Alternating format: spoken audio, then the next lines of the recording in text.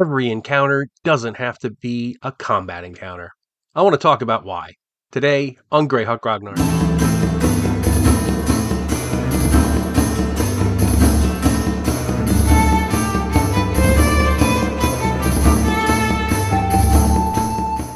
So, in the original DM's guide, we have a curious section that is often overlooked by a lot of players, especially myself when I was a teenager. I kind of ignored this most of the time, but it is, in retrospect, it is a vital piece of the 1E and the old school experience in general. And that is encounter reactions. This is something that really changes the nature of the game because when you're encountering an intelligent creature, obviously this isn't going to work for basilisks and black puddings and stuff, but an intelligent creature like an orc or something like that is going to roll on the reaction in the encounter reaction table, and that is going to determine how it deals with you. Now, you can obviously, as a player or a group of players, you can, your reaction is anything you want it to be. If you want to attack right off the bat, that's your prerogative. But a monster, an orc or a hobgoblin or a dragon or something like that, that is intelligent, isn't necessarily going to want to just stick a sword in you all the time. And I do this a lot in my Castleman Archmage, where there are different factions and everything. And the way to get the really best experience out of Castleman Archmage is to engage with the factions, right? You talk to one of these factions, maybe you even join it for a while. You play the factions off of each other, and that is where the real fun of that game, of that adventure, comes into. If you're just going in and just slaughtering everything you see, it's going to be a slog, and that is your choice if you want to turn it into that. But using the encounter reactions gives the DM the tool he needs to avoid that scenario. So I'm just going to read the whole section. It's a very, very brief section, but it is still so critical. This is page 63. Any intelligent creature which can be conversed with will react in some way to the character that is speaking. Reaction is determined by rolling percentile dice, adjusting the score for charisma and applicable loyalty adjustment, as if the creature were a henchman of the character speaking, and the modified score of the percentile dice compared to the table below. And it can go from violently hostile, immediate attack, which is a 5 or less on percentile dice, to hostile, uncertain, but prone towards negative, neutral, uncertain but prone towards positive, and enthusiastically friendly, which is 96 or above. So you have these categories, and it will determine the nature of the encounter. And that also, when you think about it, that also improves the replayability of published adventures, because if you use this for your published adventures, then it can really change the nature of the adventure. If this intelligent creature is friendly one time and hostile the next, it could completely change the way the adventure lays out. So it has a very big applicability for that as well. Now, notice what I said. You also have to apply not only your charisma adjustment, but also modifiers based on whether or not, as if the creature was a henchman or a hireling. And that takes us on a merry chase through the DM's guide, as it often does, to page 36, where we see these loyalty-based modifiers and so forth. Now, in Adventures Dark and Deep, I took all this and I kind of condensed it down to a single table of pretty obvious modifiers, but the original is here on pages 36 and 37 of the DM's guide. In mine, so many books.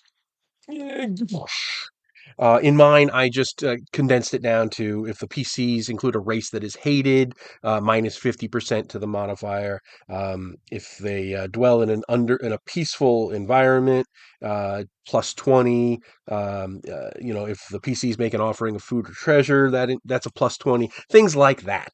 If you're going to be, if you treat the new creature with some, if you're pleasant towards it, it's more inclined to be pleasant towards you. If it likes your people, it's going to be more inclined, and the reverse is obviously true.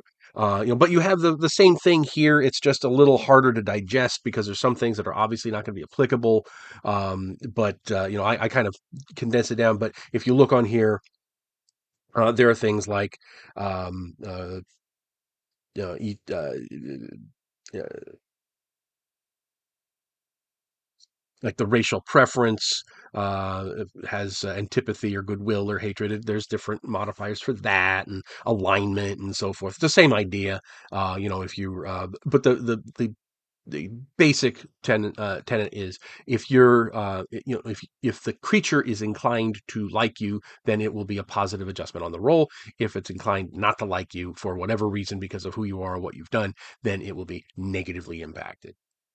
And this encounter reaction thing is not limited to first edition, right? This has been this is in every edition of the game, as far as I'm aware, even 5.5.